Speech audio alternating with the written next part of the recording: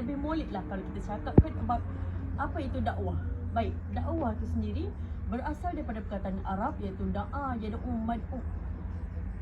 Da'a yad'u dakwatan, iaitu mengajak, menyeru orang ke arah kebaikan. Manakala dari segi istilahnya pula adalah menyeru umat manusia untuk melakukan apa yang disuruh oleh Allah Subhanahu Wa Taala, menerima apa ajaran Rasulullah dan mentaati perintah Allah.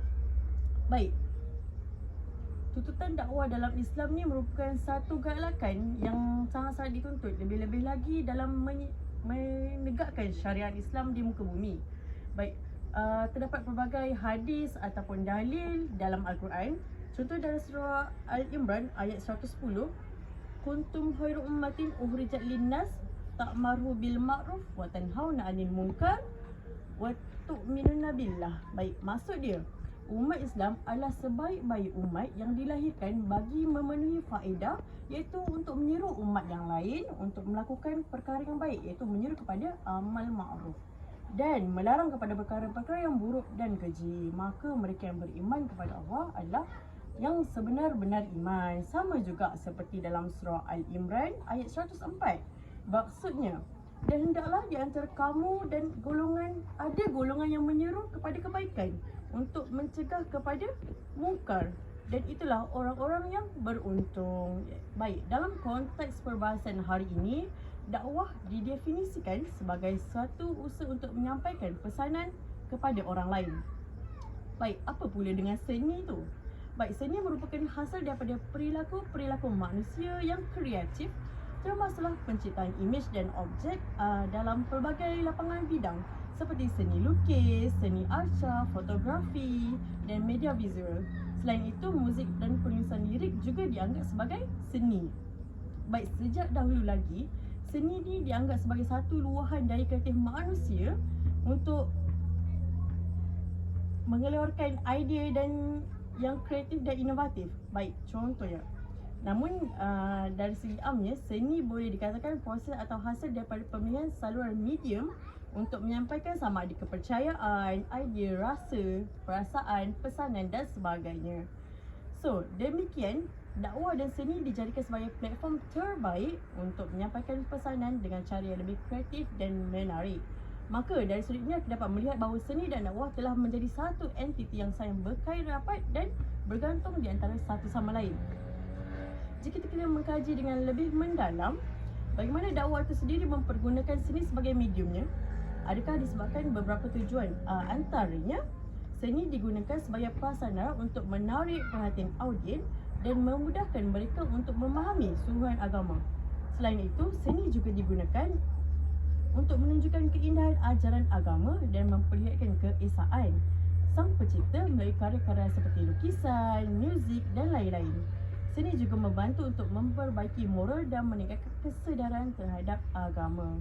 Secara kesimpulannya, bolehlah saya katakan dakwah ni selagi mana menggunakan seni sebagai medium atau uslubnya, ia masih boleh dipergunakan atau masih boleh dijalankan dengan meluas selagi mana masih menepati syarat-syarat Islam dan selagi mana tak melanggarlah apa yang telah diperintahkan oleh Allah Subhanahu Wa Taala. Terima kasih saudari Husna. Jadi apa yang boleh saya simpulkan, walaupun beliau telah panggil saya saudari tapi tak apalah. Apa yang boleh saya simpulkan ialah kesenian dan dakwah ini adalah kancah untuk kita meluahkan dan juga melepaskan dakwah kita dalam bentuk-bentuk yang kreatif dan inovatif. Maka terima kasih kepada penerangan tadi. Jadi kita bergerak pula kepada panel seterusnya. Soalan kedua saya, apakah pandangan ulama ataupun tokoh tentang aplikasi kesenian dalam usaha dakwah ini, serta dalam konteks dakwah kontemporari hari ini, sejauh mana kesenian ini telah diterapkan dalam usaha-usaha dakwah kita? Silakan. Terima kasih saudara moderator. Untuk soalan yang pertama, pandangan ulama dan tokoh berkenaan aplikasi seni dalam dakwah mungkin berbeza mengikut konteks ataupun pendekatan setiap individu. Namun begitu, secara umumnya terdapat satu fahaman bahawa seni boleh menjadi satu alat untuk menyampaikan dakwah secara berkesan kepada khalayak ramai. Setengah ulama dan tokoh melihat seni sebagai alat yang berkesan untuk menarik perhatian penonton, juga menyentuh emosi penonton. Mereka berpendapat bahawa dengan menggunakan seni dalam dakwah seperti seni muzik, seni halus, teater ataupun filem, dapat membantu menyampaikan nilai agama ataupun mesej moral dengan lebih kreatif. Namun begitu, terdapat juga pandangan yang lebih konservatif dalam kalangan mereka, di mana mereka menekankan batas-batas penggunaan seni dalam penyampaian dakwah. Contohnya, mereka berpendapat bahawa dakwah ni harus menumpukan lebih kepada penyampaian mesej yang lebih jelas dan juga penyampaian yang secara langsung. Mereka juga turut berpendapat bahawa dengan memasukkan seni dalam penyampaian dakwah, ianya akan memesongkan atau mengurangkan kualiti mesej yang ingin disampaikan. Dalam konteks dakwah kontemporari, seni telah diterapkan dalam pelbagai usaha dakwah, seperti contohnya penyebaran dakwah melalui muzik. Seperti yang kita boleh lihat, terdapat pelbagai usaha, contohnya mengubah suai lirik lagu yang sedia ada ataupun mencipta lagu baharu yang ada mesej-mesej keagamaan.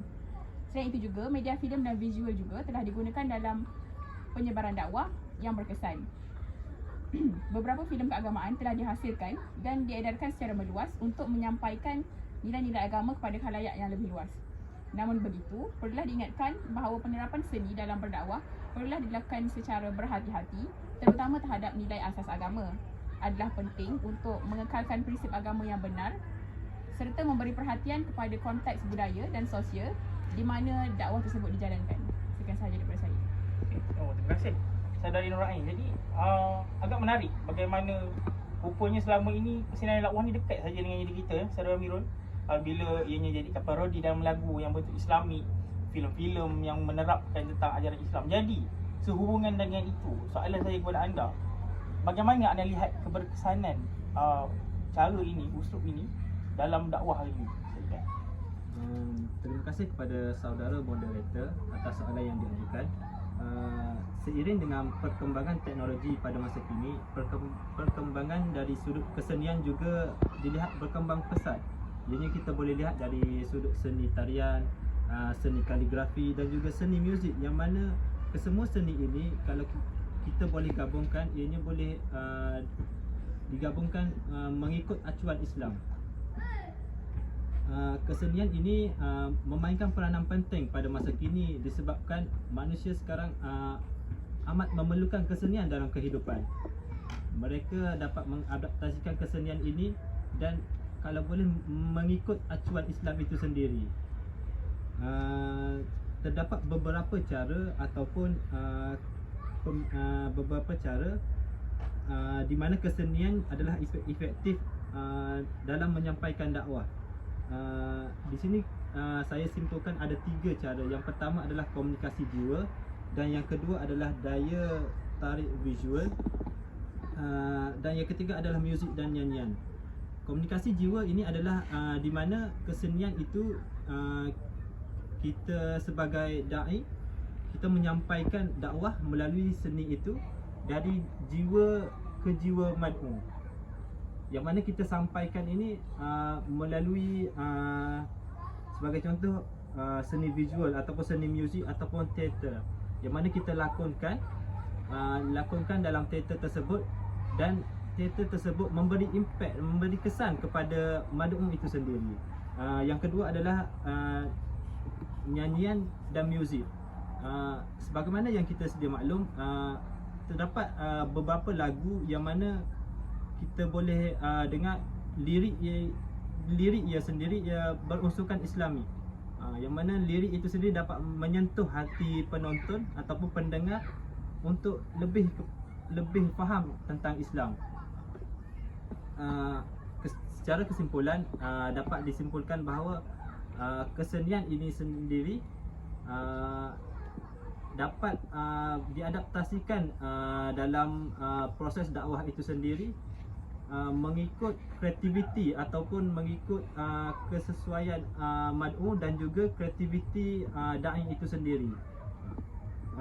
Ianya juga bergantung kepada pemahaman dan juga cara penyampaian da'i terhadap mad'u ataupun golongan sasaran itu. Sekian daripada saya. Itu saja. Terima kasih Saudara Amirul. Jadi berkesinambungan lah dengan jawapan daripada Saudara Amirul tadi. Saya nak tanya pula kembali kepada panel satu kita. Saudara Amirul kata kita kalau lirik-lirik tu kenalah memberi kesan kepada hati mad'u. Maka soalan saya mudah saja untuk anda. Perlu tak usaha-usaha ini ditambah giatkan dan juga ditambah luaskan, ataupun anda sendiri sudah berpuas hatilah dengan lirik-lirik, filem-filem, teater-teater yang ada berkaitan kesenian dalam dakwah pada hari ini? Terima kasih saudara Ijat atas soalan yang diajukan sebentar tadi. Baik, pada pendapat saya, ya, kita perlu usahakan lagi, kita perlu gemblengkan lagi usaha seperti ini, kerana pelbagai pendekatan terbaik perlu ditekankan oleh seorang pendakwah dalam dunia pasca global pada hari ini. Hakikatnya kita berhadapan dengan zaman keruntuhan akhlak yang berleluasa di segenap lapisan masyarakat. Baik, sebagai pendakwah, tuntutan semasa yang bersifat global ini memberi isyarat bahawa metod dakwah juga perlu mengambil kira setiap lapisan masyarakat dan setiap isu yang berlaku. Baik, pahit untuk kita telan, namun hakikatnya manusia dengan hiburan hari ini ibarat isi dan kuku, tidak boleh dipisahkan sama sekali. Oleh itu, dakwah perlu mainkan peranan yang besar sebagai mesej untuk membawa mesej itu sendiri. Contohnya, pendakwah perlulah memilih metod yang berkesan, iaitu sesuai juga dengan faktor dan keadaan. Contohnya melalui ekspresi muzik, lirik dalam muzik itu sendiri. Lagu dan lirik ni memberi mesej yang baik serta memiliki unsur kerohanian, mampu mengajak manusia ke arah kebaikan. Seperti contoh lagu musik satu band rock iaitu Amok. Lagu tersebut bertajuk Aku Mahu Pulang. Dalam liriknya ada menyebut gelap malam pasti terang, sang mentari pasti datang, kesesatan perjalanan, rahmat Tuhan menentukan. Di mana lagu sendiri membawa ke arah kerohanian lah, iaitu pengharapan kepada rahmat Allah SWT. Jadi kepelbagaian metod ni tak terhad kepada kumpulan nasyid semata-mata, yang mana stigma masyarakat mesti mengatakan, oh, lagu nasyid lagu rohani semata-mata. Tidak sebab itu saja. Namun begitu, industri muzik dan pendakwah perlu saling bekerjasama dan mengelakkan lagu-lagu dan lirik yang semakin jauh daripada Tuhan, semakin lalai. Sebaiknya kita gunakan lirik yang baik. Baik, dalam hal ini Rasulullah SAW bersabda, barang siapa yang menyuruh kepada petunjuk, maka dia akan mendapat pahala seperti orang yang mengerjakannya. Allah Subhanahu Wa Taala tidak mengurangkan sedikit pun pahala daripadanya, dan barang siapa yang menyuruh kepada kesesatan dan dosa, maka seperti mana dia orang tu melakukan dosa tersebut. Okey, oleh itu secara kesimpulannya, baik buruk tidak lebih dan tidak kurang. Jadi pendakwah tu perlu sama-sama bantu pengkarya hari ini untuk gunakan seni sebagai medium yang betul, medium yang tepat. Sekian itu saja. Terima kasih Saudara Husna. Jadi cemas-cemas lah tadi Saudara Husna menyanyi lagu Amok lah dalam kita punya forum hari ni, tapi tak apalah. Jadi kita pass pula baton kita kepada Saudara Nur Ain. Soalan saya, kita kena sedar bahawa setiap perkara baik itu hadir package dengan perkara yang buruk. Jadi soalan saya untuk anda, adakah anda rasa perlu ada badan khas yang memperjuangkan dan juga mengawasi sebarang tindak tanduk ataupun mungkinlah kekhilafan jika ada terbuat dalam lirik lagu dan sebagainya? Perlu tak badan itu diwujudkan ataupun macam mana pandangan anda? Terima kasih saudara moderator. Jadi perlu ataupun tidak badan khas yang memperjuang dan mengawasi pergerakan individu atau kumpulan yang melaksanakan dakwah melalui seni? Jadi pada pendapat saya, sesungguhnya tiada satu jawapan yang tepat, kerana setiap negara dan setiap masyarakat ni dia berada dalam keadaan yang berbeza. Contohnya, kalau dalam setengah masyarakat telah ada agensi khas ataupun agensi kerajaan yang akan menelia dan mengawal aktiviti seperti ini. Dan matlamat mereka juga berbeza-beza. Contohnya, memastikan dakwah melalui seni itu dilakukan dengan cara yang konsisten dengan nilai dan prinsip agama.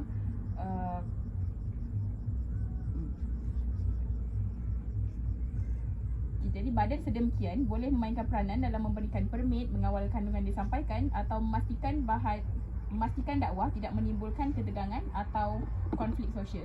Jadi dalam negara kita hidup berbilang kaum, berbilang agama. Jadi perlulah kita mengambil kira aspek tersebut.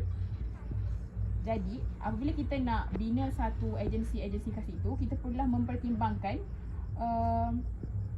keseimbangan antara melindungi nilai dan prinsip yang dianggap penting oleh masyarakat-masyarakat setempat dalam menjaga kebebasan beragama dan juga individu. Sekian sahaja. Okay, terima kasih Saudara Naim. Jadi alhamdulillah kita dah ke panel terakhir kita lah pada malam ini. Jadi soalan saya juga cukup mudah lah untuk Saudara Amirul sebagai penutup kita punya forum santai pada malam ini. Jadi soalan saya, apakah pandangan dan harapan saudara tentang pengaplikasian kesenian dalam dakwah ini untuk masa yang akan datang, untuk generasi yang akan datang, anak cucu kita nanti? Apa pandangan anda? Terima kasih kepada saudara moderator atas soalan yang diajukan. Ia berkaitan dengan pandangan dan harapan saya berkenaan dengan pengaplikasian kesenian dalam dakwah pada masa hadapan. Kita sebagai seorang da'i, kita sebagai seorang muslim, kita sebagai seorang mukmin, kita haruslah memandang perkara ini 10 tahun, 20 tahun ke hadapan untuk generasi akan datang. Dan kesenian ini kita tidak boleh lari daripada hiburan dalam kehidupan kita. Tapi kita haruslah mengadaptasikan semua ini berlandaskan acuan dan juga ajaran Islam. Kita sebagai da'i, kita harus tahu apa yang mad'u kita mahukan, dan konteks ataupun cara penyampaian kita haruslah bersesuaian. Dan bersesuaian di sini adalah tidak lari daripada garis dan juga panduan yang telah ditetapkan dan digariskan oleh Allah dalam Al-Quran dan juga hadis. Dan kesenian ini juga dari hari ke hari memang semakin berkembang.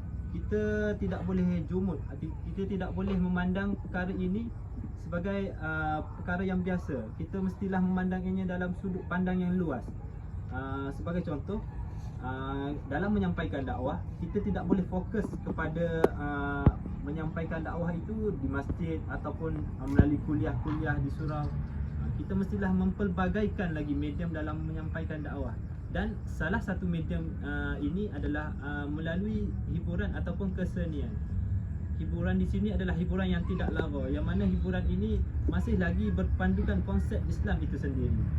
Yang mana jika kita lihat pelbagai platform pada masa kini yang boleh kita gunakan untuk menyampaikan dakwah. Sebagai contoh, ada yang berdakwah melalui TikTok, ada yang juga berdakwah melalui Instagram, Facebook dan sebagainya, membuat video ataupun content creator, membuat video-video dakwah, yang mana video ini jika mad'u itu melihat dari sudut pandang yang positif dan kita sendiri sebagai da'i menyampaikannya dengan ikhlas dan target kita atau mad'u kita itu tersentuh dengan video ataupun konten yang kita lakukan, insya-Allah ianya akan memberi gambaran yang positif terhadap kesenian dan juga terhadap Islam itu sendiri.